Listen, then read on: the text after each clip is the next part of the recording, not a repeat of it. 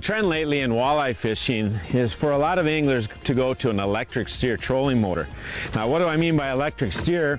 That simply means that there's a little motor up in here that will actually steer the motor back and forth instead of the old cables that used to run these trolling motors. Now, there's some obvious advantages of running an electric steer trolling motor.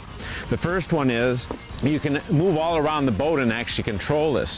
Whether you move your foot pedal back or you use something like a key fob, you can actually control the boat up from the bow, in the back there if you're trolling, pretty much anywhere you want. Now, when you start looking at electric trolling motors, especially electric steer trolling motors, some things that I look for that are real important for walleye fishing are, first of all, that head's got to still move fast.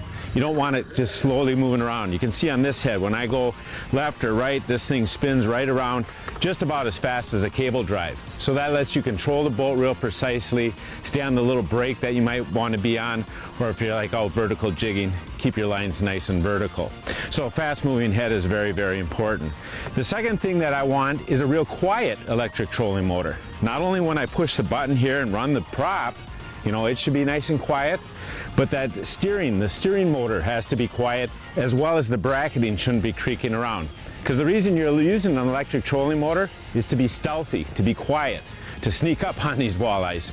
So everything's got to be good and quiet.